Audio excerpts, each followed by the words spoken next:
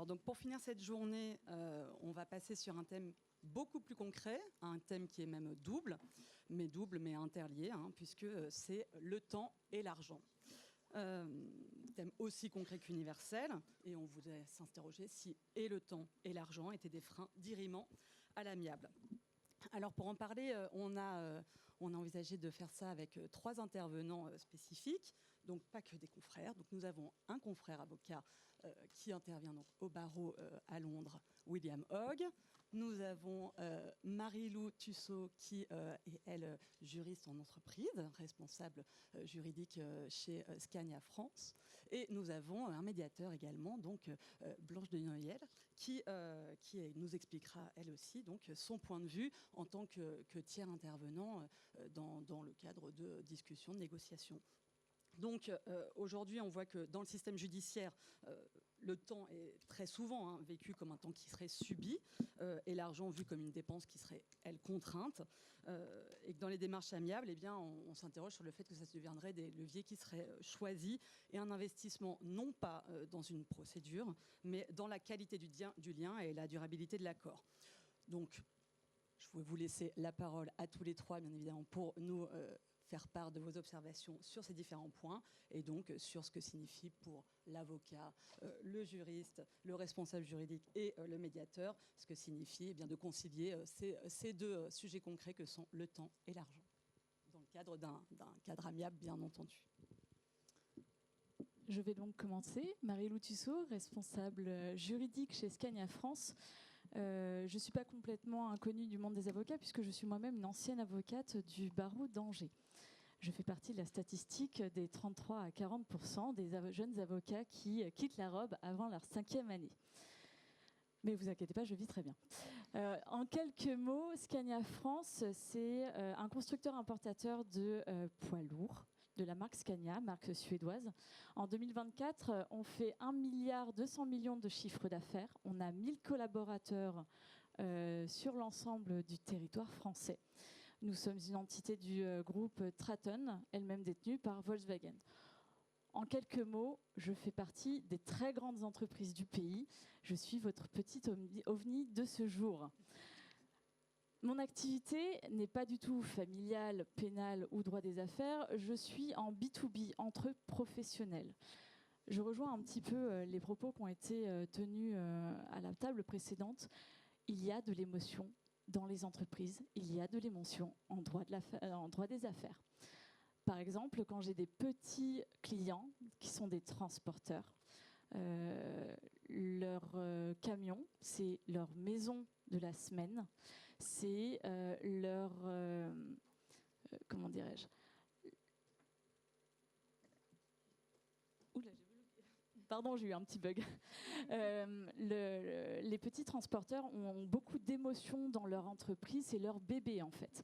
Donc dire qu'il n'y a pas d'émotion dans les entreprises et en droit des affaires, c'est très très faux.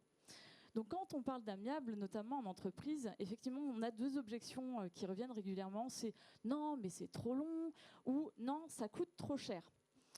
Ce qui est frappant, c'est que ces perceptions persistent alors même que dans les faits, le judiciaire, il est extrêmement long et plus ça va, plus c'est long.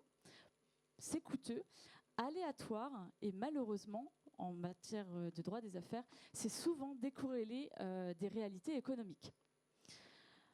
Alors d'où viennent ces résistances ? Culture du conflit, habitudes professionnelles, résistance au changement, psychologie du risque. Il y a peut-être un peu de tout quelque part dans cette résistance. Donc comme responsable juridique, j'ai 2 clichés en tension permanente. J'ai d'une part le temps du business qui est un temps court, du résultat. On veut que ce soit une réponse maintenant. Et il y a le temps long du dialogue, de la relation client et de l'image de marque qu'on construit. Donc aujourd'hui, mon objectif, il est très simple. C'est de vous montrer que ces 2 temps peuvent se rencontrer et même se renforcer mutuellement. Et surtout, démontrer que le temps et l'argent ne sont pas des freins, mais 2 ressources de clés de la confiance. Confiance qu'on a évoquée ce matin lors de la première table ronde. Le temps, c'est un investissement, ce n'est pas un frein. Le temps court du business, celui des opérations. Le temps long du dialogue et celui des relations. humaine, c'est que de tous ces éléments-là, on observe c'est que prendre du temps au bon moment, en amiable, permet surtout d'éviter d'en perdre énormément par la suite en contentieux et en restructuration de la relation client post-sentencielle, comme on l'évoquait également ce matin, post-conflit. J'aimerais partager ici une réalité souvent méconnue de la part de mes anciens confrères. Le temps du judiciaire coûte beaucoup, beaucoup plus d'argent que le temps de l'amiable. Pourquoi ? Le vrai coût du temps judiciaire, ce n'est pas uniquement vos honoraires. Le vrai coût du judiciaire, c'est 3 à 5 ans de procédure au fond.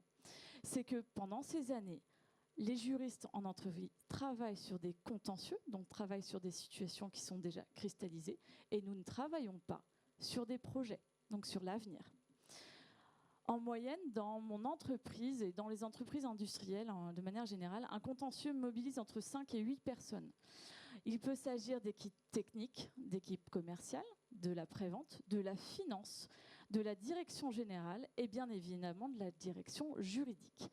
Pourquoi ? Parce qu'il faut rechercher les documents, il faut rédiger les chronologies, répondre aux avocats, analyser les demandes des parties en présence, valider les décisions en interne avec tout le processus de validation des décisions en interne que cela suppose, exécuter des jugements, donc remobiliser la direction financière. Et tout cela pendant plusieurs années, 3 à 5 ans. Et ce temps perdu en interne dépasse largement, mais très largement, le temps passé avec un médiateur ou dans une discussion constructive. L'amiable, on choisit son temps en amiable.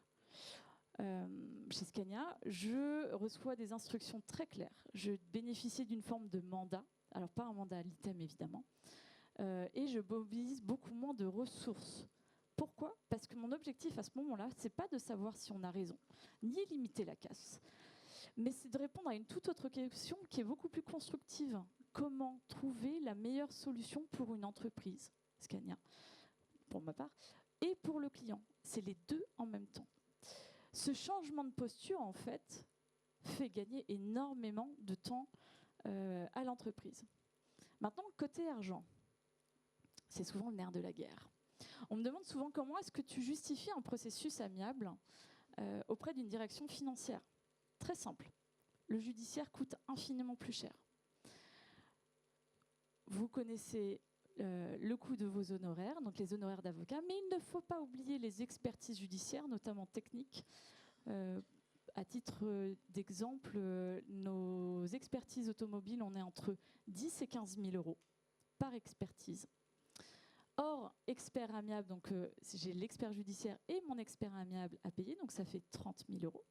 Les provisions comptables, puisque étant une grande entreprise, j'ai un CAC, et mon CAC me demande de justifier, de provisionner mes litiges. Les risques financiers, hors provision, le risque réputationnel, et surtout le temps et l'énergie des équipes internes, pas que de la direction juridique, qui auraient pu s'investir dans les projets structurants d'avenir, donc s'occuper du futur. Mais il y a aussi quelque chose de très nouveau. Pour les grandes entreprises en tout cas, c'est la contribution pour la justice économique. Donc depuis le 1er janvier 2025, nous avons des tribunaux d'activité économique qui ressemblent aux tribunaux de commerce, mais qui ne sont pas des tribunaux de commerce. On en a 12 en expérimentation pendant 4 ans. Ces tribunaux ont la compétence des juridictions commerciales, plus les professions libérales, les agriculteurs. Tout ce qui va toucher au droit des affaires serait bientôt l'apanage de ces juridictions. Sauf que voilà, plus vous êtes gros, plus vous devez contribuer à verser la contribution à la justice économique qui peut atteindre jusqu'à 100 000 euros à consigner. Et surtout, c'est avant d'enrôler la signature. Donc avant même d'avoir accès au juge, vous devez payer. Et rien que pour ça, c'est un game changer pour nous. Parce que cette pression financière, en fait, comme a été la loi Sapin 2 en matière de compliance, de corruption, elle accélère l'émergence de l'amiable dans les entreprises. Et comme pour la compliance, c'est imposé par la contrainte, l'amiable s'impose aujourd'hui par la contrainte, par pure nécessité économique et pas par nécessité juridique. Et d'un autre côté, on a l'amiable. Et l'amiable a de ça de formidable qu'en réalité, les coûts sont prévisibles. On sait à peu près une fourchette de temps de médiation. On a un calendrier qui est maîtrisé. On mobilise beaucoup moins de ressources internes et surtout, l'impact relationnel, il est positif. À la fin d'une médiation, à la fin d'une résolution amiable, on sort grandi du conflit. Donc, l'amiable n'est pas une dépense, mais c'est en réalité un investissement stratégique. Et comment on fait dans une grande entreprise pour intégrer l'amiable? Alors chez Scania, on a fait un choix assez simple, c'est que dans nos CGV et dans nos CGA, conditions générales de vente, conditions générales d'achat, nous avons intégré une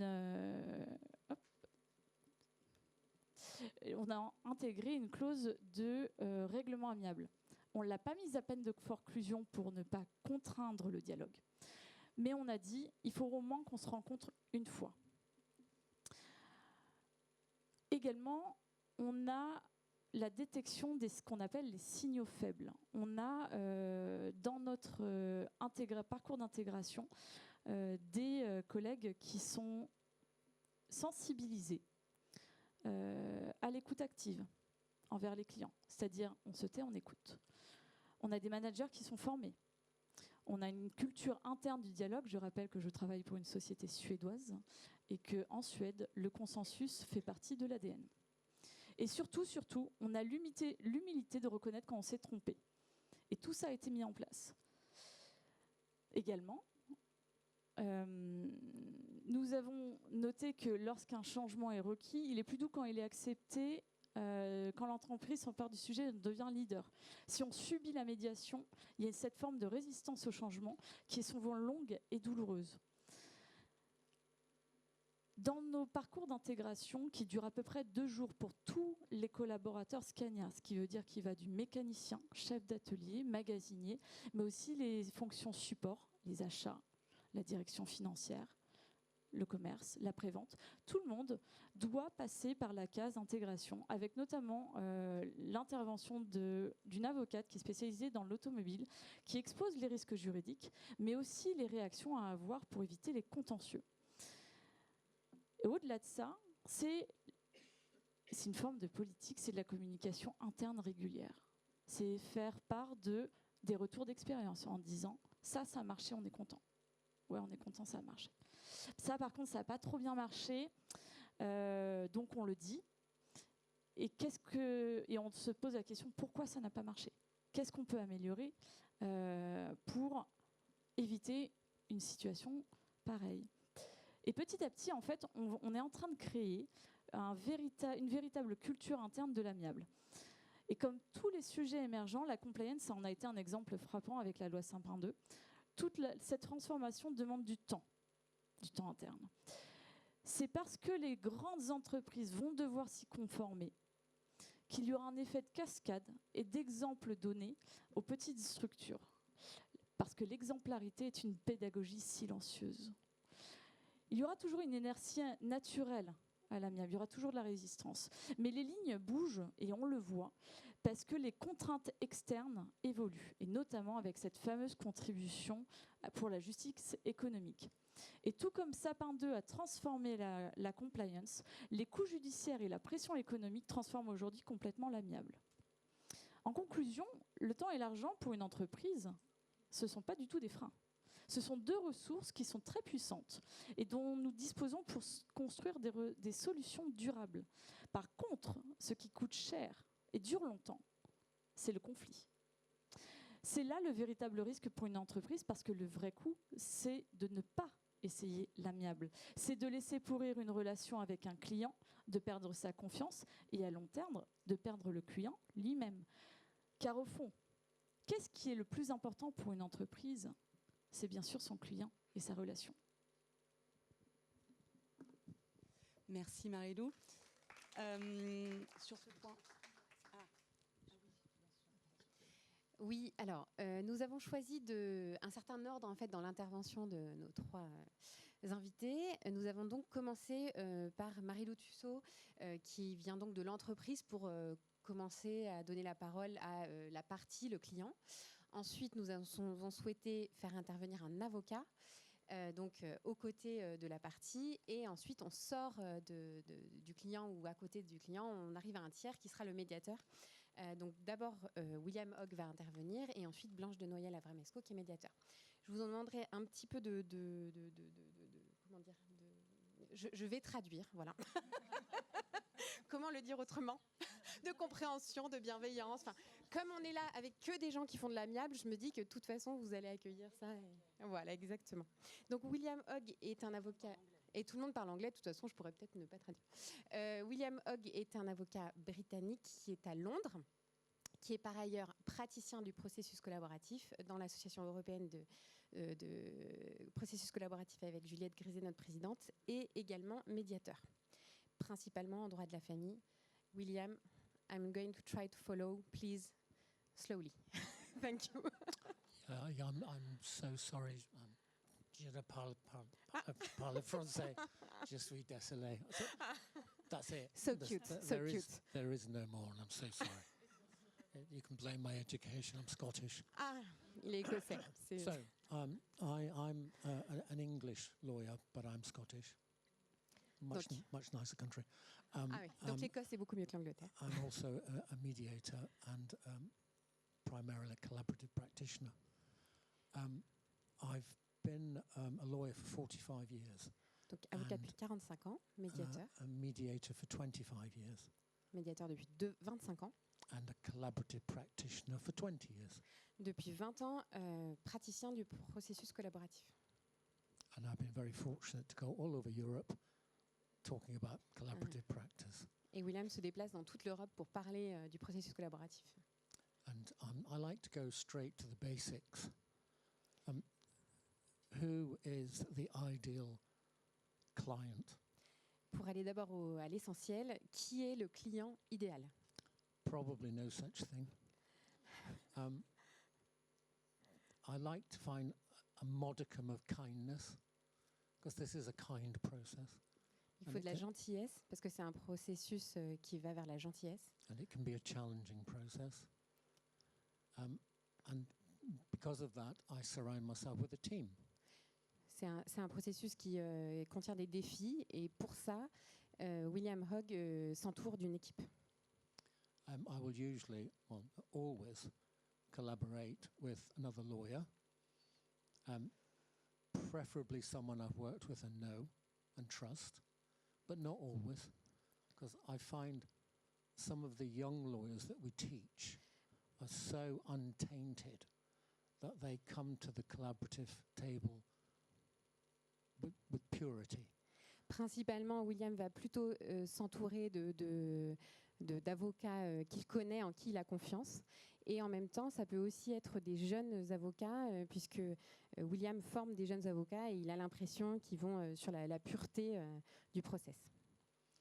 Some of the best collaborative work I've done has been with young lawyers who are not necessarily mediators, who are not necessarily very experienced litigators. Les meilleurs process que William a fait ont été principalement avec des jeunes avocats qui n'étaient pas nécessairement des médiateurs et pas nécessairement expérimentés. And my jurisdiction is very different from yours. It's a common law jurisdiction. And we have specialist family judges. So I practice in the family division of the High Court. Le système judiciaire est très différent en Angleterre. Il y a des juridictions spécialisées et William pratique auprès des juridictions spécialisées du droit de la famille. So a lot of my High Court judges are really signed up to mediation and collaborative practice. I don't have to sell it. They're very keen to promote it, but they're also speaking from their own experiences. Ces juges en droit de la famille sont... William n'a pas besoin de leur vendre l'amiable. Ils sont très expérimentés sur ces process dont ils font la promotion.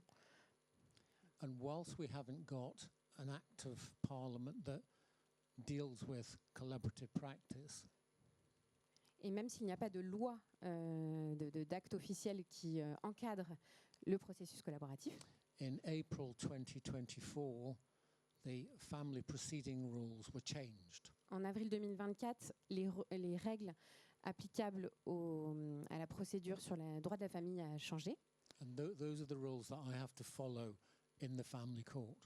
Ce sont les règles qui s'appliquent devant les tribunaux du droit de la famille. And the change was before anybody can issue proceedings in respect of financial matters or children, they have to have a thing called a MIAM. It's a mediation information meeting, but at that meeting, as an accredited mediator, as only accredited mediators can do this, you have to explain the process of collaborative practice, mediation, arbitration, and a thing called a private FDR, which is a private judge giving an indication on the case. Donc, avant d'engager une procédure judiciaire pour les matières en droit de la famille et financière, il est obligé d'avoir une réunion d'information, mais pas uniquement sur la médiation, c'est sur la médiation, l'arbitrage, le processus collaboratif et Early Neutral Evaluation, Yes. qui est un process qu'on a découvert au Luxembourg, qu'on n'a pas en France, qui est un tiers, I'll just explain one word of that, qui est un tiers qui va apporter un éclairage externe qui va ensuite pouvoir être proposé aux parties. So in England, there are 2,500 collaborative practitioners, lawyers, family consultants, financial experts. Sorry, how many? 2,500. Okay, thank you. 2500 praticiens, practitioners, Lawyers, financial experts, Okay. family Ah oui. consultants. avocats, experts financiers et consultants en droit de la famille.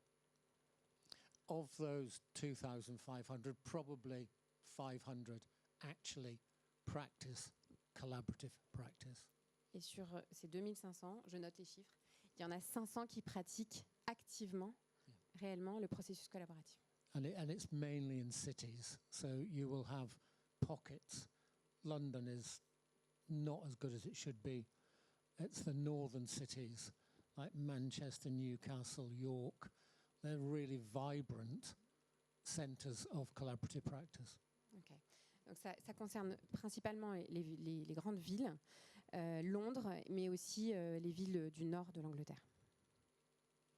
And that's a lot to do with the wrong perception that you can't make money as a collaborative practitioner, which is a nonsense.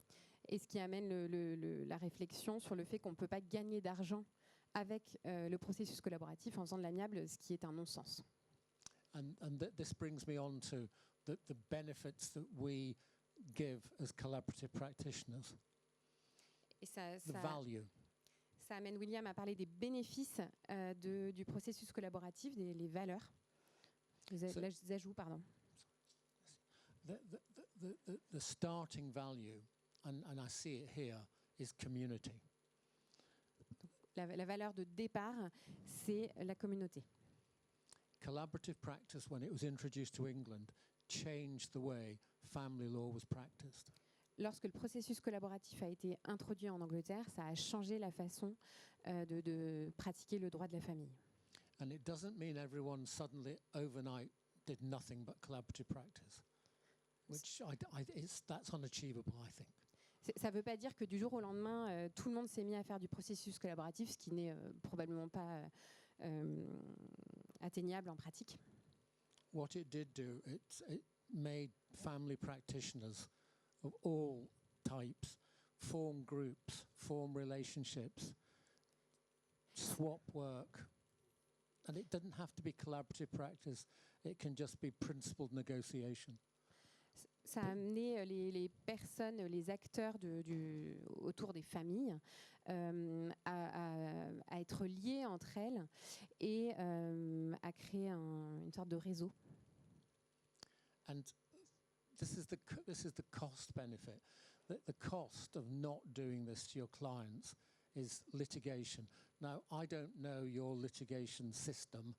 I do know it's slow, as is mine. And I do know you're dependent on a judge making decisions on a set of facts that are not the whole case. They can't be. Donc ça amène à parler du coût d'un contentieux et de sa durée, qui en Angleterre aussi est une durée qui est longue. Et le contentieux, la procédure judiciaire va avoir tendance à se restreindre à des faits. And I'll show you how I explain this to clients visually. Je vais vous montrer visuellement comment je l'explique à mes clients. That's the case. Ça, c'est le cas, tous les faits. That's maybe what I take on board. Ça, c'est ce que j'emporte. That's what we tell the court. Ça, c'est ce qu'on dit au tribunal. And that's what a judge remembers. Ça, c'est ce que le juge se souvient. That's the decision. Et ça, c'est la décision, le jugement. So in the collaborative practice, that doesn't happen. You're working in a team. You're focused together to achieve what's best for the family. Ça n'arrive pas en processus collaboratif, puisqu'on va travailler tous ensemble And this Sur is ce qui va true of être pour les commercial, familles. of every sphere. I mean, I do inheritance claims as well, because the family division is also partly, it spills over into the chancery division En droit de la succession aussi. to deal with inheritance claims. And it's a very similar thing. You're looking at relationships, you're looking at protecting assets, On va regarder les relations, la protection des biens, and you're looking at a cost-saving benefit to the client. et chercher à économiser de l'argent pour le client. And this is why it can sometimes be unpopular with the really big London firms. C'est pour ça que c'est parfois pas très No, populaire pour les gros cabinets d'avocats londoniens. yeah. I mean, my cost target when I worked in Mayfair was £100,000 for each client coming through that door. L'objectif, c'était de faire 1000 pounds par client. Pardon, 100 000 pounds par client, Yeah, for every client. pour So chaque client. when you have that sort of pressure as a younger lawyer, it's hard to do collaborative practice. Quand on a cette pression, quand on est un avocat débutant, c'est très difficile de faire du processus collaboratif. And it's up to, I think it's up to senior practitioners to encourage youngsters to do this, because there is actually a cost benefit to the firm, and it's twofold. C'est aux avocats expérimentés d'apprendre justement aux plus jeunes que ça peut apporter un bénéfice en coût, et également pour les cabinets. One is turnover. The most collaborative cases last, I think the longest one I've ever done was 18 months, Okay. and that was £400 million. That was a big case. En termes de durée, le plus long process que William ait fait, c'était un process de 18 mois, mais sur un dossier extrêmement compliqué. Sinon, le but, c'est plutôt de gagner du temps. And that was an interesting case because the business was their child, so it was tailor-made for the collaborative process. And the lawyer I worked with was 3 years qualified, and she was absolutely brilliant, and it worked so well. Dans ce dossier, c'était une affaire commerciale, et pour le client, c'était vraiment son enfant. Et l'avocate avec qui William a fait le processus collaboratif avait seulement 3 ans, 3 years, de pratique, et c'était un processus formidable. Yeah, so I like seeing all young faces around here, and it's a joy. I would urge you as a group, and I don't know if the professor's here. I don't know if she is. That's a shame because They've left. I started teaching law students in the College of Law in London. We did the collaborative course. We trained them as collaborative practitioners, and they took to it so easily. They're not like me that's been tainted by really horrible litigation.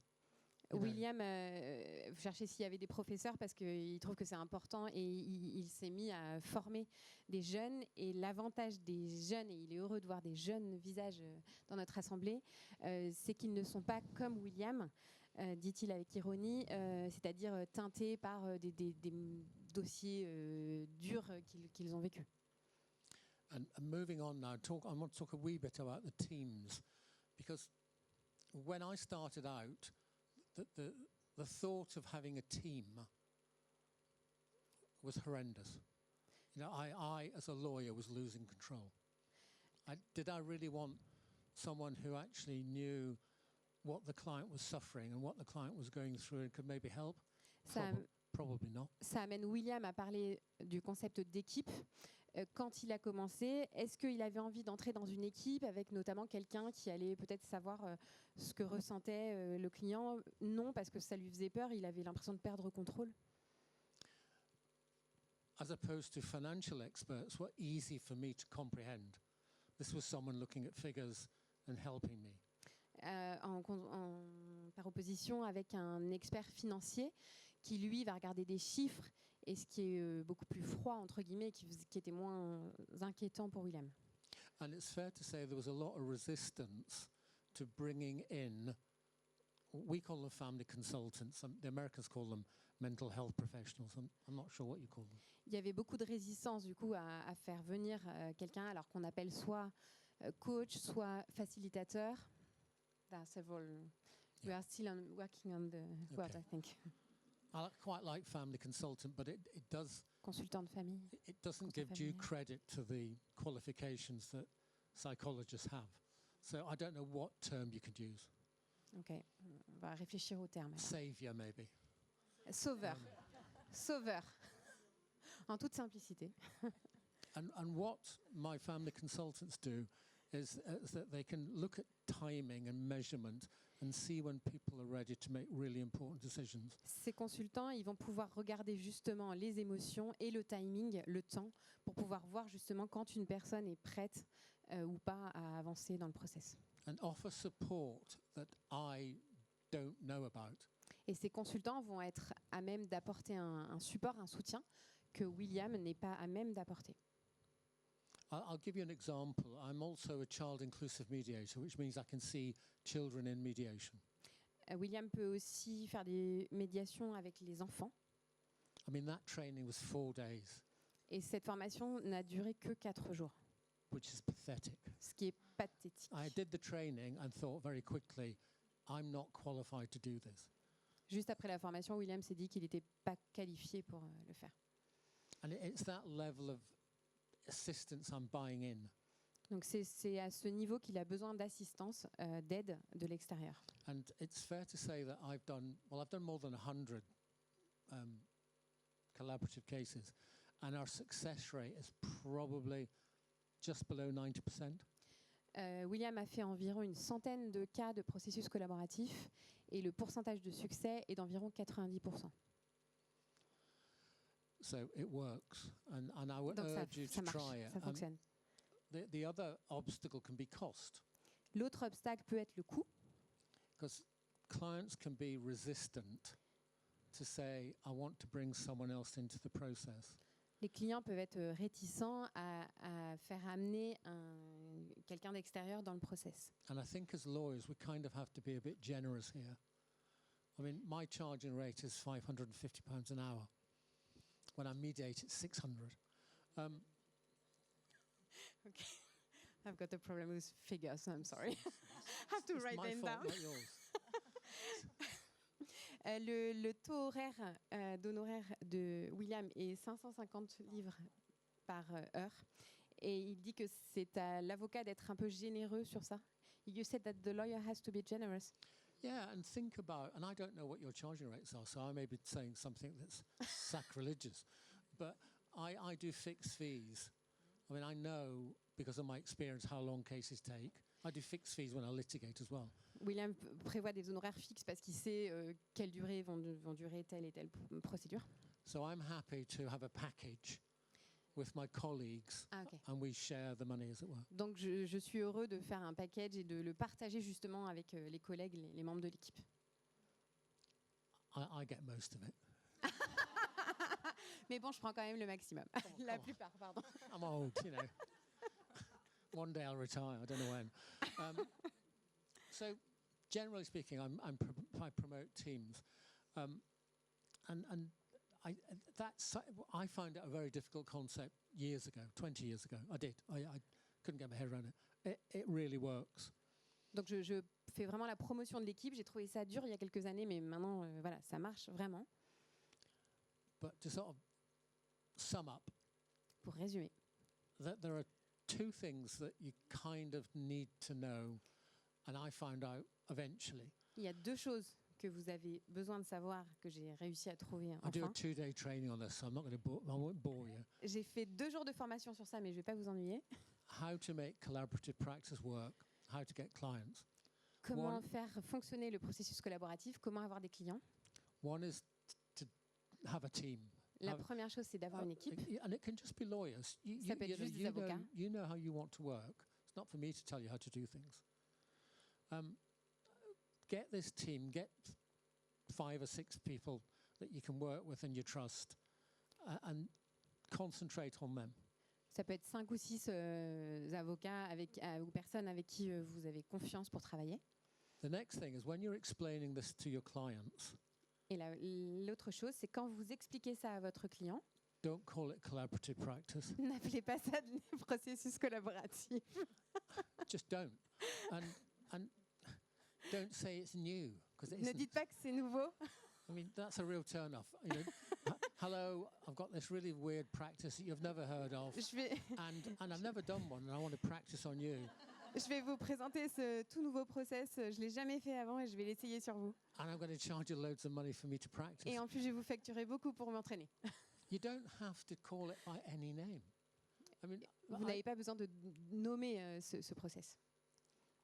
you can just say to clients, I have a practice whereby I'm going to work with a trusted colleague. Vous pouvez dire au client, j'ai une pratique et je vais travailler avec des confrères et des collègues en qui j'ai confiance. I'm going to bring in experts that will assist us through the rocky road. Je vais faire venir un expert pour vous assister dans cette route pas facile. And I'm going to sign an agreement that I won't go to court.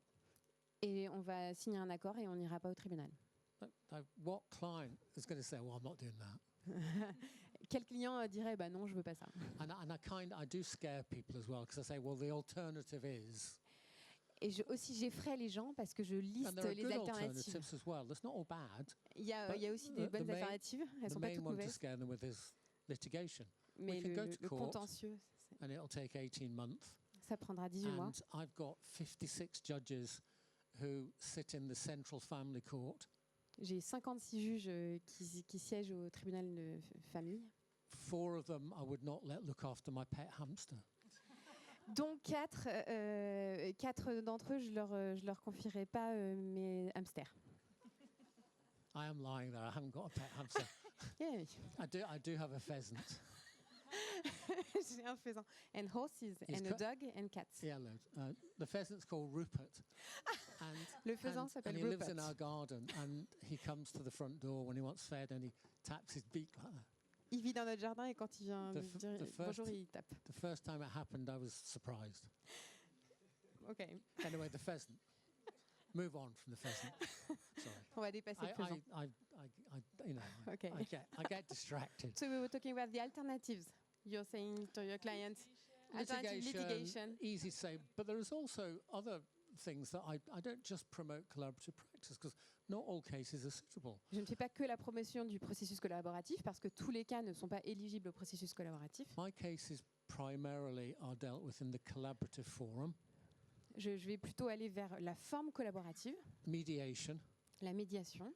Usually we have a thing called supported mediation where lawyers are in the room.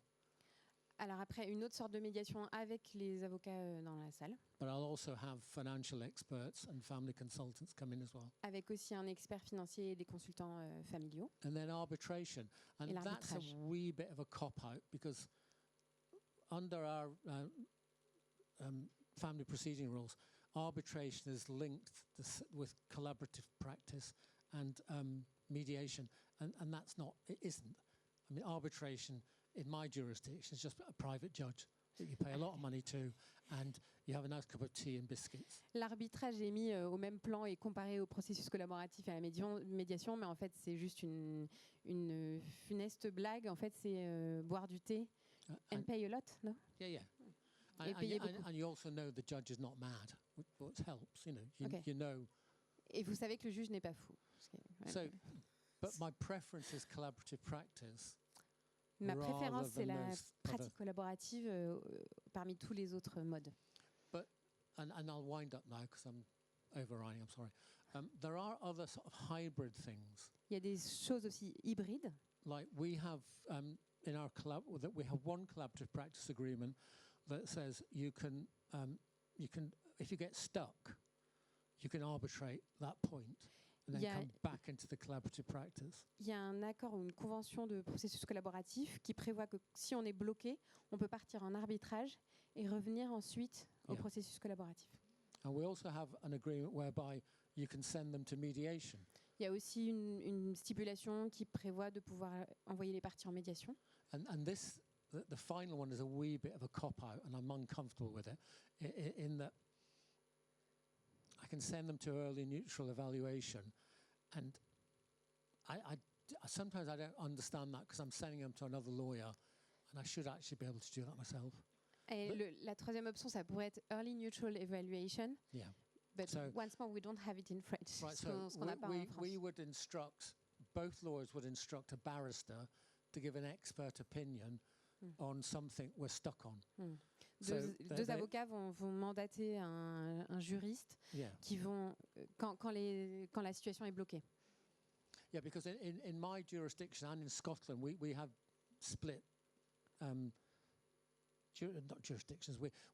In England, we have solicitors and barristers. Ah. Solicitors usually are in a law practice and they litigate up to, but not in the High Court. En Angleterre, il y a donc les solicitors qui sont les avocats qui vont plaider en première instance, first instance. So barristers can then take it to the High Court, Supreme Court. Et ensuite, les barristers vont ensuite pouvoir aller à la Cour suprême. And in Scotland, we have solicitors, and then we also have the faculty of advocates who are like barristers, and they have the same restrictions. You're very different from the others. Yeah. Et en Écosse, il y a en plus... what is it in Scotland? Sorry, I wasn't listening. Faculty of advocates. OK, faculty of advocate, donc une And sorte solicitors. d'avocat en plus et solicitors. Yeah. I think I've covered my notes now. And yeah, mediation. Let's talk about mediation. Ah, great. What And transition. we will have questions afterwards, won't we? Of course. Thank you. And I resisted the temptation to turn into Elvis, because I normally do when I've got one of these things. I haven't done it. Ah, yeah, sorry. Et maintenant, donc, I'm quite proud of it. une belle transition vers la médiation avec Blanche de Noyer à la Vremesco, médiateur. Si tu veux, je vais poursuivre en français. Ça te va? Ok. Ça va être un peu difficile pour moi, mais je vais faire l'effort. Bonsoir à tous. Alors le temps, il y a plein de façons évidemment de l'aborder en médiation. On peut entendre la notion de temporalité ou de temps en médiation de plein de façons différentes. Le temps que ça prend, le temps qu'on gagne, le temps qu'on perd, le temps qu'on va chercher à perdre en acceptant la médiation, en faisant exprès, l'instrumentalisation, tout ça. Donc ça, je vais le laisser un petit peu à part pour revenir sur la notion de temps, comment on peut percevoir le temps comme un frein. Alors moi, je trouve qu'il y a quelque chose d'un peu paradoxal à considérer que le temps peut être un frein en médiation, parce que nous, je parle d'un exemple de médiation conventionnelle où on vous appelle, on vous dit ça fait des mois, ça fait des années que dans les équipes, c'est l'horreur entre eux, ils se parlent plus, c'est l'angoisse. Et alors comment ça se passe la médiation? Alors moi, je fais un entretien individuel avec chacun. Ils sont 14. Oui, ben, je vais voir les 14. D'accord, et puis après, d'accord, et après c'est réglé. Non, alors après je les vois tous ensemble pour une réunion plénière. D'ailleurs, on sera 2. D'accord, et ça dure combien de temps? Ça dure 1 heure? Non, ça va durer 3 heures. Ah bon, et après c'est réglé? Non, il y aura peut-être une 2e réunion plénière. Il y a même de grandes chances. Oh, mais c'est tellement long. Donc moi, j'adorerais dire à mes clients où la situation s'est enquistée, parce que quand on nous appelle, généralement, ça fait un petit moment que ça va pas, et je parle un petit moment en termes de mois, pour ne pas dire années. Et là, tout d'un coup, on voudrait qu'on fasse... et c'est réglé. Donc j'adorerais avoir cette baguette magique, hein, et d'ailleurs j'adorerais dire à mes clients, là on va y passer un temps fou, c'est-à-dire ces entretiens individuels et ces 2 réunions plénières de 3 heures, peut-être 3, et ce sera sûr que c'est réglé, mais en plus c'est même pas sûr, et en plus je pourrais même pas vous raconter, vous le commanditaire, ce qui s'est dit, si jamais ils veulent rien vous dire. Donc franchement, mais je vous assure, c'est super la médiation. Voilà. Donc cette contrainte de temps, elle peut être parfois perçue comme ça, et je trouve qu'il y a ce petit côté un petit peu paradoxal de oui, on va passer du temps en médiation, mais en même temps, je pense aussi à ça, par exemple, sur les questions de disponibilité des parties. Je pense que vous avez tous déjà été avocat, où vous avez des parties qui ont été enjointes à recevoir une information sur la médiation et commencer le balai des mails, on va chercher une date commune à tout le monde. Et le médiateur vous propose 4 dates, vous dites que vous êtes dispo sur les 2 premières, le confrère dit qu'ils sont dispo sur les 2 dernières, il s'est passé une semaine entre les 2, donc moi pendant ce temps-là j'ai toujours les 4 dates bloquées, nota bene, hein. Donc voilà, et donc on recommence. Voilà. Et puis donc ça aussi, c'est vrai qu'il y a aussi ce truc pour mettre en place les rendez-vous, etc. C'est un peu aussi là aussi, est-ce qu'on doit voir ça comme un frein? Est-ce qu'on doit comprendre quelque chose de ces contraintes-là, de ne pas avoir de réponse aux mails aussi sur les dates, etc., où ça fait aussi perdre du temps potentiellement. Et puis après, on trouve une date où les 9 personnes sont là, et puis la veille, il y en a un qui dit finalement, je ne peux pas. Et je pourrais dans 6 semaines. Bon. Donc voilà, tout ça, c'est ce que j'appelle un peu les contraintes de temps, de plus ou moins d'égale importance, et avec plus ou moins une analyse à faire, une compréhension à faire de cette notion de contrainte de temps. Mais ce qui est certain, c'est que c'est vrai que la disponibilité des parties, ça peut sembler être une contrainte de temps, même si on l'aura compris, quand on la remet en perspective avec ce qui a été expliqué aujourd'hui et ce qui a été présenté par mes collègues, évidemment, je pense que s'il faut remettre ça aussi dans un contexte plus global. Ce qui est vrai aussi, c'est que le temps, on peut aussi, je pense, faire appel à la médiation comme les gens ont un peu en tête que la médiation, c'est un processus qui est court, ou en tout cas plus court qu'une procédure judiciaire. On va pouvoir aussi être appelé avec un petit peu l'idée qu'on va régler les choses très très vite. Je vous donne un exemple qui date de la semaine dernière. J'ai été appelée par une personne, donc ils sont 4 associés pour une société. Et manifestement, ça fait quelques temps qu'entre les 4 associés, il y a des sujets autour de la gouvernance, la stratégie, etc. Et donc, on devait être, je dis n'importe quoi, le 27 novembre. Et là, l'un des 4 associés donc, que j'ai au téléphone me dit, écoutez, il y a un de nos associés qui habite à l'étranger. Il arrive le 1er décembre. Il repart le 10 décembre. Et en fait, il a décidé de sauter dans l'avion pour que ce soit réglé. Est-ce qu'on peut faire une médiation entre le 1er et le 10 décembre? Voilà.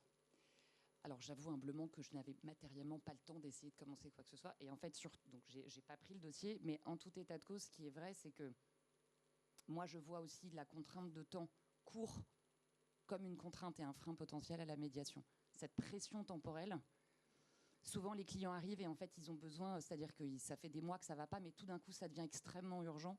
Et je pense que nous, je dis nous, les avocats et les médiateurs qui accompagnons nos clients, il faut faire attention à ne pas se laisser absorber par une espèce de pression de temps que nous mettent les clients et qui est une pression qui n'est souvent pas, qui est réelle pour eux, hein, et qui est souvent douloureusement ressentie chez eux. Mais en fait, ce n'est pas forcément les aider que d'embrasser cette contrainte de pression temporelle. J'en suis même assez convaincue, d'autant plus dans ma matière, la médiation, parce qu'en plus, il y a quand même la transformation, etc. Ça demande quand même un peu de temps et un chemin. Sur l'argent, rapidement, l'argent comme un frein, oui bien sûr, on en a parlé, le coût de la médiation peut aussi être un frein, même si on a compris que pour tout un tas de raisons dans une économie globale, a priori c'était plutôt pas forcément un coût, mais enfin bon, dépenser de l'argent pour un processus où on n'est pas certain d'avoir un accord à la fin, c'est quand même, ça peut évidemment être un frein. Il y a plusieurs coûts financiers qui peuvent être liés au processus de médiation, les honoraires du médiateur bien sûr, les éventuels frais logistiques ou autres, ou de déplacement, etc. Pour certains clients aussi, une éventuelle perte de revenus liée au temps passé en réunion de médiation, parce que quand c'est des réunions de 2 heures, de 3 heures, c'est sûr qu'il faut se libérer du temps. Surtout qu'on a tendance, nous, quand même, en tout cas pour les réunions plénières, pas forcément pour les entretiens individuels, mais pour les réunions plénières, à vouloir que ça se passe en présentiel. Et puis, je repense à la situation dont je vous parlais de la société tout à l'heure. On me dit, bon, mais du coup, vous allez venir... la réunion, elle peut se faire dans nos bureaux? Non, parce que ce serait bien que ce soit un lieu neutre. Donc, en fait, on va faire... Oui, mais c'est tellement plus simple. Vous êtes 2, ils sont 9. Faites les maths, c'est quand même plus simple de déplacer 2 personnes que 9. Oui, mais j'aimerais vraiment bien que ce soit dans un lieu neutre. Ça fait partie du cadre de la médiation. Nous, bon. Donc voilà. Donc après, il peut arriver que dans des circonstances exceptionnelles, ça puisse se tenir dans les locaux de la société. C'est pas ce que je dis, mais voilà. Ce qui est vrai, c'est qu'en plus le cadre de la médiation peut apporter aussi certaines contraintes par rapport à ça pour le temps. Mais bon, je reviens sur l'argent. Donc éventuellement une éventuelle perte de revenus liée au temps passé. Le sentiment d'injustice économique aussi, je voulais vous en parler parce que sur le coût de la médiation, on a eu quand même des sujets et on en a pas mal parlé avec les magistrats sur, je pense aux médiations notamment en matière de droit social. À un moment, les juridictions, elles fixaient des provisions moitié-moitié entre l'entreprise et le salarié. Alors nous, on a essayé de faire un peu de boulot pour dire, alors bon, en fait... c'est quand même pas... Enfin voilà, quand on a un salarié versus une société, alors c'est pas toujours LVMH en face, on est d'accord, mais enfin quand même, logiquement,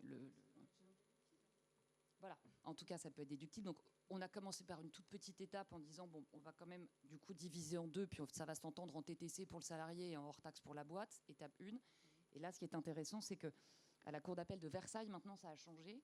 Et dans les provisions qui fixent, il y a, par exemple, c'est 1 500 € et c'est 1 200 ou 1 100 € pour la société et 300 ou 400 € hors taxe pour le salarié. Donc ça a bougé. Et ce qui est vrai, c'est que, donc ça, évidemment, je pense que ça aide aussi à atténuer le frein potentiel que le coût de la médiation, même en judiciaire, peut représenter. Et puis il y a aussi le coût pour le défendeur. C'est-à-dire qu'en fait, non seulement il est assigné en justice, alors qu'il n'a rien fait, et que ce n'est pas de sa faute, et puis on lui présente la médiation, il est obligé de venir à la réunion d'information, et en plus, s'il veut y aller, c'est payant. Alors ça fait quand même beaucoup. Donc là aussi, ça peut être un frein, cette perception, si vous voulez, du coût de la médiation. Je ne vous parle pas du coût, en plus, au sens symbolique du terme, mais le coût financier, voilà. C'est un autre exemple de, effectivement, ce qui peut être perçu comme en quoi le financier peut être perçu comme une contrainte. Je vais m'arrêter là, je suis hyper sage. En parlant de temps. Voilà. Merci. Merci Blanche. Et juste pour rebondir sur ce que Blanche dit sur la médiation en droit social, parce que ceux qui font du fiscal, vous n'êtes pas seuls, on est aussi un peu à faire du droit des affaires, du droit du travail, donc il n'y a pas que du droit de la famille qui aime l'amiable. En médiation récemment, avec un excellent médiateur que je ne nommerai pas, on a fait une proposition dans un dossier, une procédure complexe, avec un élu 35 ans d'ancienneté en arrêt maladie depuis 3 ans qui a saisi le conseil de prud'homme, donc un truc un peu chaud. On a proposé une médiation qu'il a acceptée. Le médiateur a proposé de faire 2 tiers, 1 tiers. Et nous, on était... Je pensais, personnellement, j'espère que mon frère n'est pas là, mais je pensais que ça ne serait jamais accepté par le salarié. Et en fait, je pense que le fait que dès le départ, il y ait eu cet effort de prendre en compte l'inégalité, les disparités financières, et puis psychologiquement, clairement, parce que ce n'était pas une question d'argent, au final, vu les millions qui sont demandés, on n'est plus à ça, et bien en fait, ça a été accepté. Donc, c'est des choses qui peuvent être des freins, mais une fois qu'elles sont bien maîtrisées, peut-être être modifiées. Moi, on a une question à vous poser. Ma question, c'est, à votre avis, y a-t-il un bon moment pour trouver un accord quand on se situe, donc il y a le litige qui naît, et donc y a-t-il un bon moment pour vous pour trouver un accord? Donc the question that I will ask to the three of you is, once there is a conflict that arises, is there a good moment to find an agreement? If you don't mind, I will start with Marilou. It's okay? Alors, en entreprise, on a plusieurs moments pour désamorcer les conflits. On a les premiers moments, les signaux les plus faibles, c'est les premiers courriers de réclamation, où là, on a 2 choix, en fait. Soit on refuse catégoriquement, on reste dans notre position de grand méchant constructeur, pot de fer contre pot de terre, et dans ce cas-là, on ferme la porte, tout en sachant qu'on cristallise le conflit. Ou au contraire, on envoie le commercial, ça m'est arrivé aussi de gérer cette partie-là. J'appelle le client mécontent, mais suite à une assignation, pour le coup. Donc on est en 2e stade.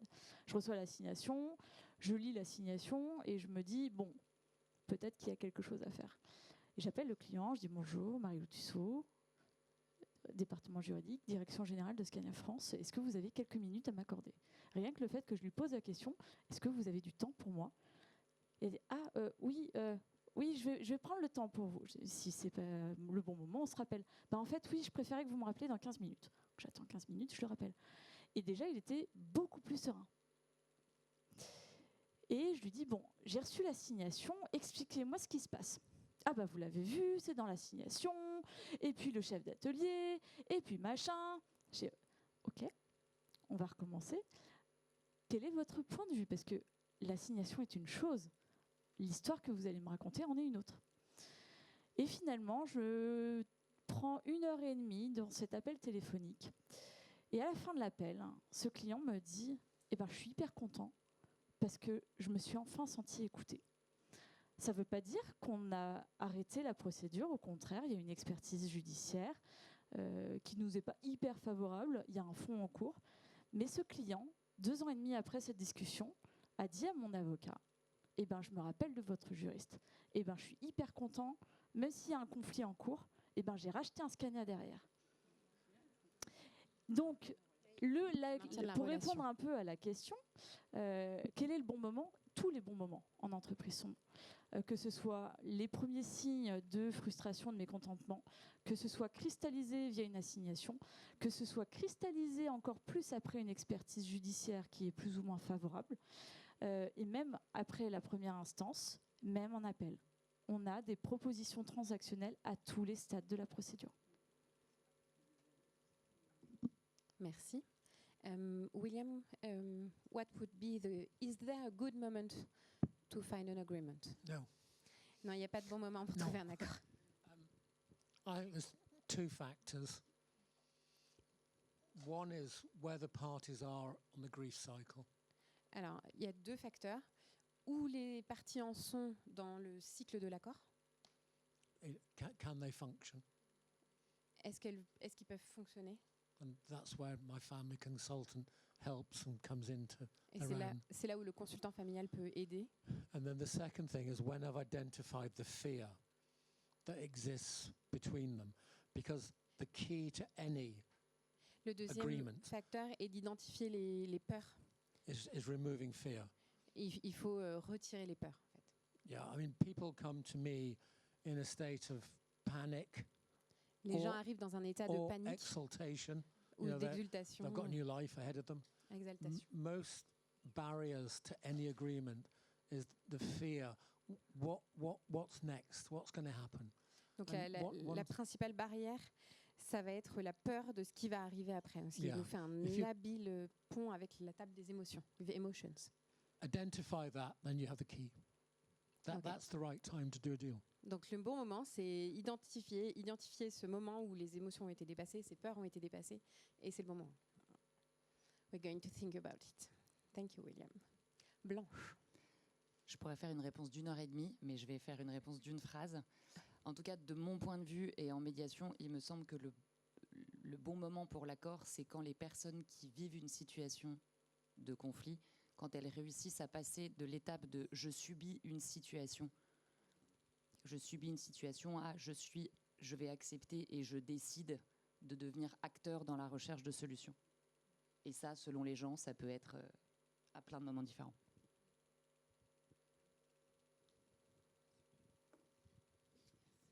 Bien. Bon, je vois l'heure, donc on va peut-être passer aux questions si vous en avez. Moi, ce que je note, c'est que, en tout cas, on a beau être spoilé ce matin, mais en tout cas, voilà, le temps et l'argent ne sont pas nécessairement des freins, bien au contraire, et qu'au contraire, le temps, c'est plus un investissement qu'un frein, c'est ce que je retiendrai en tout cas aussi bien du client que de l'avocat que du médiateur. Et j'ai quand même juste une petite observation par rapport à ce que vous avez dit, notamment en termes de médiation, qui est que c'est pas tellement la question de l'argent en tant que tel, ou la manière de dépenser l'argent, mais c'est est-ce que véritablement je vais bien le dépenser en allant dans ce mode amiable ? C'est peut-être ça, et c'est peut-être là-dessus que nous, avocats, on a un gros travail aussi à faire de pédagogie avec nos clients pour leur expliquer que, quoi qu'il arrive dans un conflit où il va falloir avancer avec une autre partie d'une manière ou d'une autre, donc que ce soit en contentieux ou non, il va y avoir de l'argent à dépenser pour faire intervenir des personnes et des professionnels extérieurs. Et est-ce que celui-ci sera bien ou mal dépensé dans un mode amiable ? À mon sens, il sera mieux dépensé dans un mode amiable. Mais c'est peut-être ça aussi un des freins de nos clients sur lesquels il faudrait qu'on travaille. Le client. Un détail que je n'ai pas précisé, mais qui me revient. Vous n'êtes pas vos clients. Ne décidez pas pour vos clients. Entre ce que vous imaginez qu'ils vivent, entre ce que vous imaginez ce qu'est une société et ce qui se passe à l'intérieur, il y a un monde que j'ai découvert quand j'ai quitté la robe, justement parce que j'avais le cliché de l'entreprise. Ouais, c'est pépère, c'est monolithique. Non. Non. Ne décidez pas pour vos clients. N'ayez pas d'a priori pour vos clients. Merci. Est-ce qu'il y a des questions dans la salle ? Pierre. Donc j'ai d'abord une question pour Madame Tussaud. Donc vous avez très bien expliqué le système interne chez Scania. Vous avez évoqué l'aspect scandinave, très ouvert à la médiation, à l'amiable, etc. C'est un modèle qui existe dans d'autres entreprises, j'imagine. Enfin, est-ce que c'est quelque chose que vous avez vu chez des confrères ou d'autres responsables juridiques comme vous, d'autres entreprises ? Excellente question. En tant que juriste d'entreprise, je suis membre de l'AFJE, l'Association française des juristes d'entreprise. L'AFJE a ça de très chouette qu'elle propose très régulièrement des contenus en webinaire principalement, mais aussi en présentiel. Et la médiation, je pense qu'on a à peu près une fois par trimestre un sujet médiation règlement amiable. C'est un sujet où les directions juridiques en réalité sont assez impliquées. Le truc, c'est que si ça ne vient pas des grosses sociétés, c'est pot de fer contre pot de terre. Si ça ne vient pas du plus fort, ça ne marche pas. Ça ne marche pas parce que le plus fort dira que j'aille en médiation ou que j'aille en conflit. Moi, c'est pas mon intérêt de ci, de ça. Et c'est une question aussi de culture d'entreprise. Effectivement, le Scandinave aime le consensus. L'Allemand, beaucoup moins. L'Allemand, il y a une case, il faut être dans la case, et si ça dépasse, il n'y arrive pas. C'est pour ça que je suis intimement convaincue que la médiation, l'amiable dans sa globalité, ça va suivre le même chemin que la compliance et Sapin 2. Si les grands s'y mettent, les petits vont y aller aussi.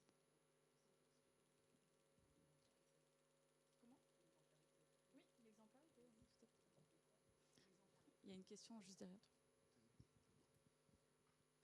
Moi, je lis en français, puis je dis en anglais, parce que c'est William, it's a question for you. En fait, ce que vous avez dit, c'est que les grands cabinets, c'est difficile pour eux de se mettre dans ces processus parce que il faut que les collaborateurs, il faut qu'ils ramènent beaucoup de fees. Donc, où est-ce qu'ils en sont sur ça et comment est-ce qu'on fait en sorte qu'ils adoptent plus ces processus? So I don't know if you understood. So you're saying that you're saying that the big firms are very resistant because I was having lunch with someone from Herbert Smith the other day, and she told me that a first-year partner needs to bring in 1.5 million of business in the first year. Wow.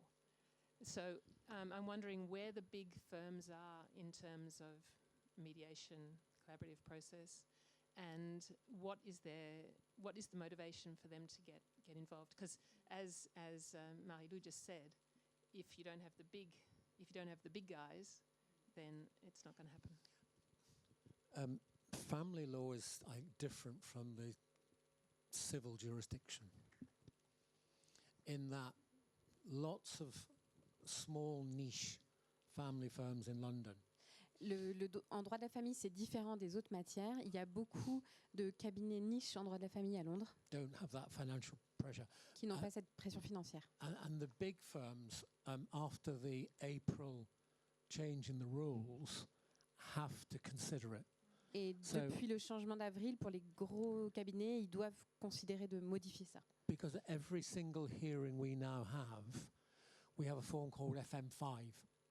And you have to explain to the judge why you're not mediating, collaborative practice, arbitrating. Parce que sinon, il faut expliquer au juge pourquoi vous ne choisissez pas, c'est pas une voie alternative comme la médiation, l'arbitrage. And if you're obstructive and stopping these processes happening, there are now leading cases, because we're a common law jurisdiction, we're bound by cases, where judges are making cost orders against people who haven't done ADR. Et pour ceux qui font obstruction à ça, à cette promotion de l'amiable, il y a des pénalités financières qui sont prononcées par les juges.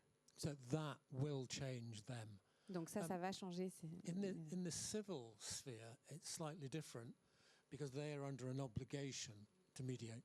Et pour les matières civiles, en Angleterre, ils ont l'obligation de tenter un accord amiable. Yeah. So if we can kind of work on the civil lawyers to equate collaborative practice with mediation, and that will be the next big step. Donc la If prochaine that étape, happens, that's huge. ce serait de travailler auprès des avocats civilistes pour justement renforcer l'amiable. Ça, c'est la prochaine So étape. it will change, Donc ça va changer. but it's a hard, slow process. C'est un process difficile et lent.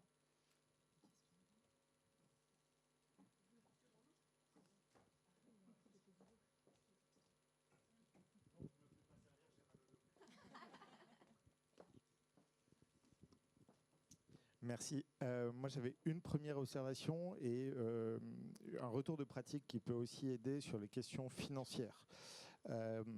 D'abord, la première chose, c'est quand nos clients viennent nous voir et qu'on leur chiffre une procédure, on chiffre globalement nos honoraires, combien a coûté un expert, combien a coûté un huissier, et on lui fait une enveloppe globale. Sauf qu'on ne raisonne pas assez en termes de coûts cachés de l'entreprise. C'est ce que disait tout à l'heure Marie-Lou, et je suis très sensible à ce discours-là, parce que moi, je l'ai fait pour un de mes clients, et je suis arrivé à un facteur 15. C'est-à-dire que le coût d'une procédure entre tous les personnels mobilisés, les pertes de chiffre d'affaires, etc., j'étais à 15 fois le montant que je lui avais annoncé.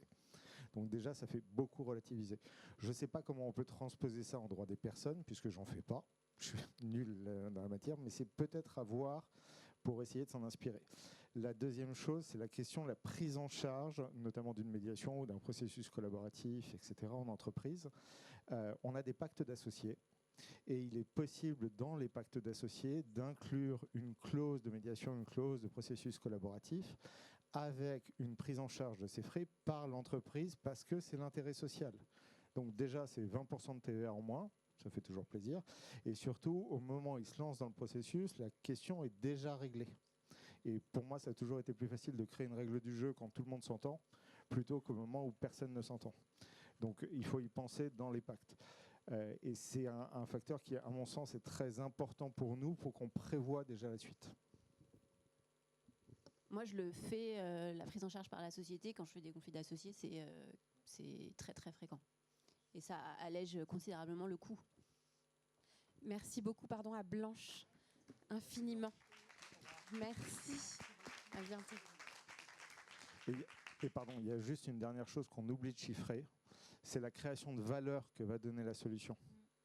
C'est-à-dire qu'on se focalise sur la perte. On a parlé tout à l'heure du biais de la perte, de la terreur de la perte. Mais n'oubliez pas qu'on peut chiffrer le gain qu'on peut espérer, notamment dans l'amélioration des pratiques, l'amélioration de la qualité et autres.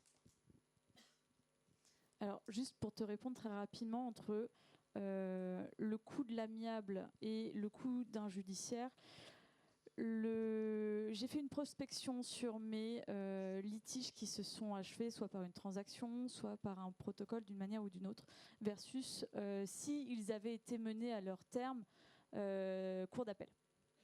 On est de l'ordre de x5 à x10 de ratio. C'est-à-dire que entre un amiable qui s'est arrêté rapidement et dont les coûts et la prévisibilité et le temps ont été maîtrisés versus une prospection, si ce dernier avait été jusqu'en cour d'appel, on est en termes de financière, c'est x5 à x10 pour une entreprise. Ah, si tu rajoutes un degré. Et je n'ai pas, dans le modèle, je n'ai pas impacter l'image de marque et la relation client telle qu'elle. Parce que ce qu'il faut aussi avoir en tête, c'est que je vends un camion à l'instant T, à T plus 5, parce que c'est grosso modo entre 5 et 10 ans le parc roulant, c'est la fidélisation du client à terme. C'est pour ça qu'on parle de relation longue et d'entretien de la relation qui, elle, est la plus précieuse pour une entreprise. William voulait ajouter une observation à la suite de celle de Jean Armand. Merci Jean Armand. Quand tu parlais des clauses à insérer dans les pactes d'associés qui peuvent prévoir l'obligation de recourir à une tentative d'accord amiable prise en charge par la société.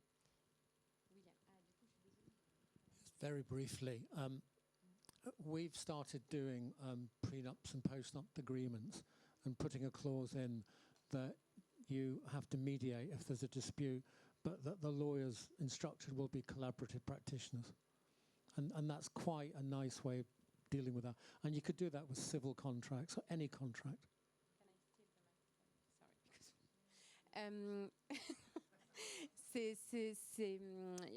Ça a été développé en fait dans les contrats, des contrats de mariage, c'est ça, prénuptiaux, c'est ça, qu'on n'a pas, on n'a pas l'équivalent.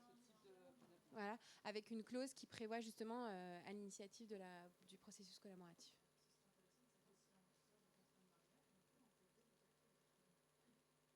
Ah oui, je sais pas. Non, apparemment, non. On ne peut pas faire insérer ça dans un contrat de mariage. Ouais. C'est autre chose. Ou alors il faudrait avancer vers ça. Ouais. Mais aujourd'hui, non. Aujourd'hui, c'est pas le cas.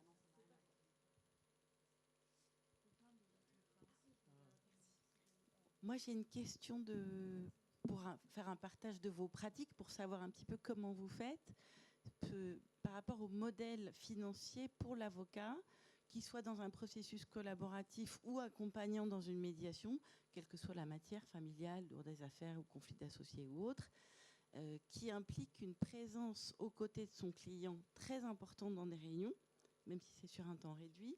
Moi, je constate en tant que médiateur que j'ai toujours l'associé en fait en relation dans les entretiens individuels préparatoires, en présence du client et accompagnant le client autour de la table. Et ils me disent que ça. Et d'ailleurs, ils viennent rarement à deux avocats collaborateurs, enfin associés, collaborateurs ou stagiaires. Ça arrivait parfois, notamment dans l'automobile, quand de l'autre côté il y avait beaucoup de monde et qu'il fallait occuper les chaises pour rééquilibrer le voilà. Mais ça pose un sujet visiblement, enfin du point de vue de ces cabinets-là, du coût des honoraires de l'avocat accompagnateur. En fonction de si c'est l'associé, le collaborateur, s'ils viennent à plusieurs, et aussi du temps dédié. Si je comprends bien, ils ont des difficultés à confier la gestion d'un dossier à un collaborateur senior en amiable, plus qu'en contentieux. C'est ce que j'entends de leur retour. C'est pour ça que je voulais... Voilà, si on a des retours de pratique côté avocat là-dessus, ça peut être intéressant, parce qu'eux pensent ça comme un frein, de se dire on va... confier, on va pouvoir déléguer un accompagnement amiable, collaboratif ou médiation à un collaborateur. Je ne sais pas si j'ai été claire dans mon... En fait, Alexandra, tu as l'air d'avoir... Voilà. C'est de dire qu'en réalité, lorsque l'on est dans un cadre contentieux, un gros cabinet peut facilement déléguer à quelqu'un de plus junior, donc dont les honoraires seraient moins chers, la procédure, alors que dans un cadre amiable, en réalité, compte tenu de la relation directe au client, qui est très personnifiée, eh bien, ça va être plutôt l'associé qui, en nature, aura des honoraires beaucoup plus élevés, qui va intervenir, donc qui passera beaucoup plus de temps, et donc, en conséquence, les honoraires, in fine, pour le client seront plus importants. Et qui semble avoir du mal à amener son collaborateur pour le former. Enfin, il y a tout un... Sur le modèle aussi, tu vois ce que je veux dire, c'est... Les deux. I think my practice is different to most lawyers in that I do fixed fees and I have a team. So I have an associate and I have a junior lawyer and I have a trainee, and they all do different bits. Their charging rates don't matter because we've done a fixed fee. And if I lose on that fixed fee, tough. If I don't. When I mediate, I only ever co-mediate. So my charge for mediation is £600 an hour, 300 each client. But you get two mediators.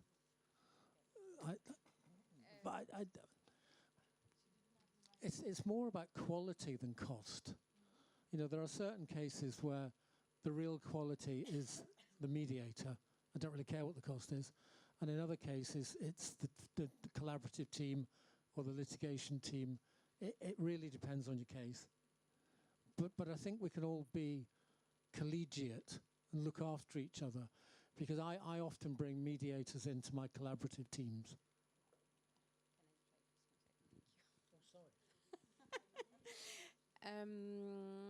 Oui, William dit qu'il a un honoraire fixe en fait pour les procédures judiciaires et que donc la question ne se pose pas de savoir combien il y a eu d'heures d'avocats associés, seniors, counsel, stagiaires, etc. Et que le coût de la médiation, il nous a donné son taux horaire, j'espère que là je ne vais pas me planter, 600 pounds. 600 pounds. Yeah. Ça nous permet d'avoir des références. Et que au total, c'est de toute façon pour William une question de qualité plus que de coût. Et qu'en tout cas, cette question-là ne se pose pas quand il y a une pratique d'honoraires fixes par procédure. Ah, ok. It seems to be a question higher for big firms. Ah, c'est possible. Je voulais juste rebondir sur un point. En tant que cliente, on n'a pas forcément la relation la plus soutenue avec l'associé que les collaborateurs. Pourquoi est-ce que je dis ça ? Parce qu'on sait très bien que ce sont les collaborateurs qui plaident et qui écrivent, et que souvent, quand ils ont besoin de précision dans le cadre des conclusions, on s'appelle en direct. Donc dire que la relation est plus profonde, plus privilégiée entre l'associé et le client, c'est pas exact, à mon sens. Et ça ne me semble pas être le véritable frein de l'amiable, parce qu'en réalité, ce que j'entends, c'est que l'associé refuse de lâcher sa relation client avec le client, alors que le client peut parfaitement être accompagné par un senior ou même un junior sur des questions comme ça.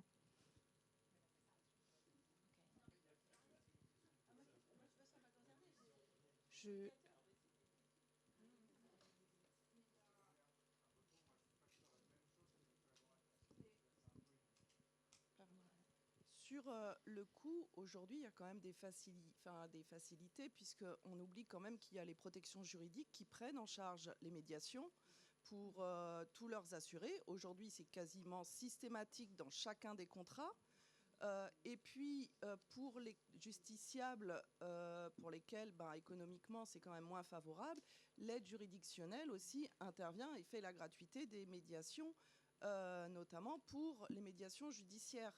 Donc, effectivement, au niveau du coût, on a énormément quand même de facilités pour favoriser la médiation, pour que justement ce coût ne soit pas un frein et un obstacle. Évidemment, le coût, il est toujours discuté. Par exemple, dans des décisions de justice parfois mal rédigées, quand il y a un partage entre plusieurs défendeurs et que vous avez, par exemple, un avocat qui va représenter 4 parties et un qui va représenter une, la question va se poser, est-ce qu'on divise par 2 par rapport au nombre d'avocats ou au nombre de parties ? La pratique, c'est en général au nombre de parties de médiés. Mais en fonction, voilà, des fois, il y a des petites discussions sur la prise en charge et la répartition du coût entre les médiés.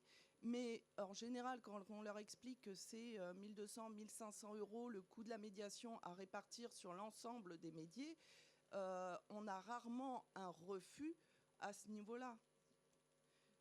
Et je voulais réagir aussi justement sur la question des grandes entreprises qui étaient effectivement instigateurs et en tout cas qui allaient favoriser la démarche amiable, notamment en droit du travail par exemple.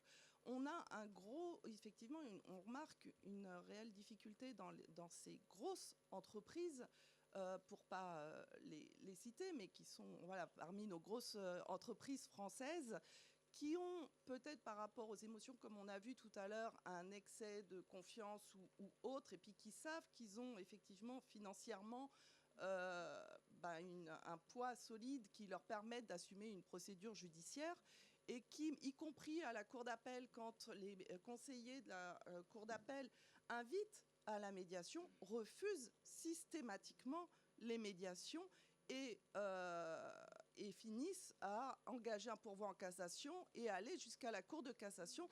Et donc, ils vont systématiquement jusqu'au boutiste et jusqu'au bout en pensant que le salarié, finalement, cessera à la fin parce qu'il s'épuisera économiquement. c'est aussi une réalité que je trouve dommageable parce qu'il y a aussi un risque que dont vous avez évoqué, je pense, qui n'est pas suffisamment pris en compte, c'est le risque au niveau de la réputation. Et donc, effectivement, les décisions de justice étant publiques par rapport à la médiation qui est confidentielle, il y aurait tout intérêt à ces entreprises d'accepter justement ce processus amiable. Et malheureusement, en France, en tout cas dans la mentalité française, et je regrette qu'ils n'aient pas la même mentalité que Scania et la mentalité suédoise, on n'en est pas là aujourd'hui, malheureusement. Tous les dossiers que j'ai, moi, à hauteur de cour de cassation sont des dossiers de droit social avec des grosses entreprises.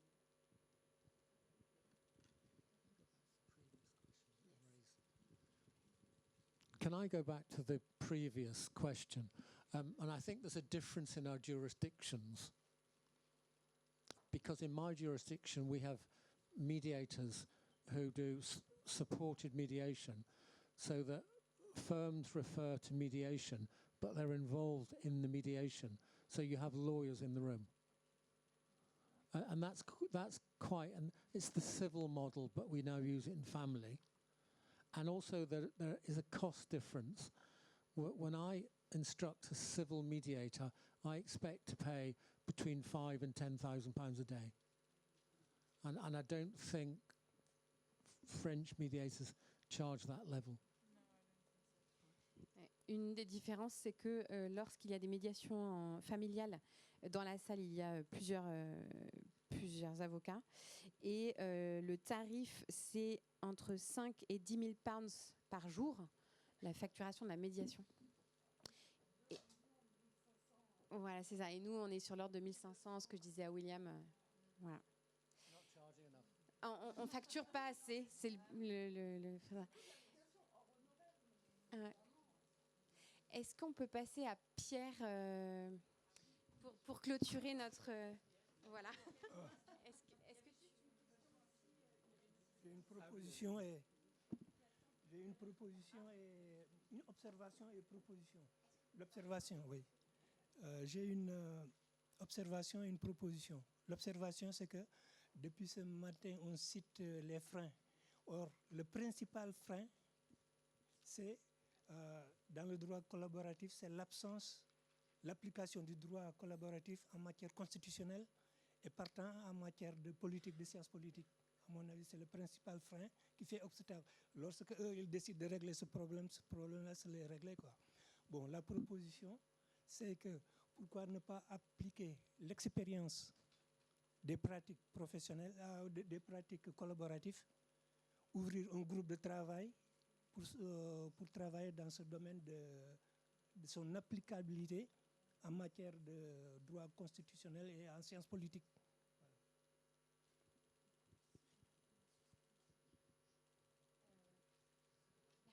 Alors juste une observation en réponse. Ce qu'on aimerait beaucoup, c'est que le processus collaboratif arrive dans quelque chose comme une loi, un décret, quelque chose qui nous permette de le formaliser en tout cas, sans remonter forcément à la Constitution, mais en tout cas le mettre dans notre cadre, nos outils. Enfin, c'est déjà un outil, pardon, mais que ce soit un peu plus comme en Belgique et en Espagne. Voilà. On écrit des courriers.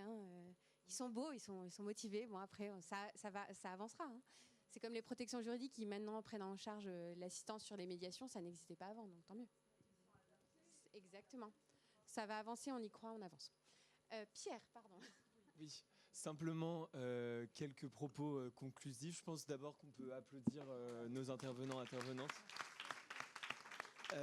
Voilà, je tenais également à remercier donc la FPDC pour l'organisation de ce colloque, de cette journée, et également donc tous les participantes et avec une dédicace spéciale à nos amis belges, suisses et anglais. Voilà, vous pouvez également vous applaudir.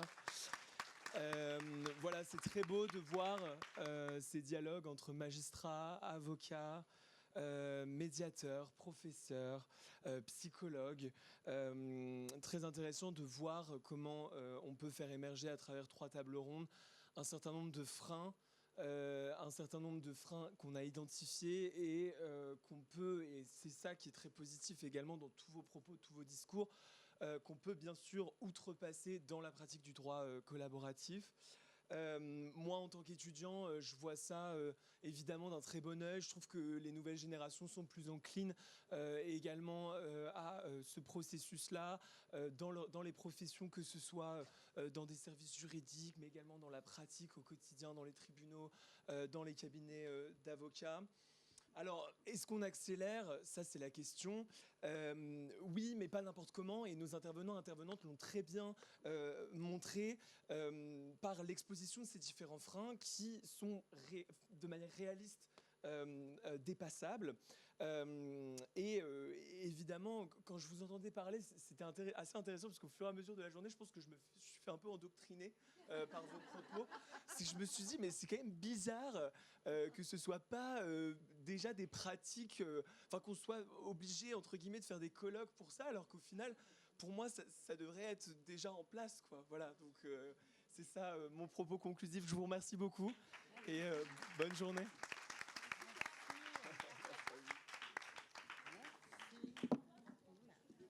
Merci à tous.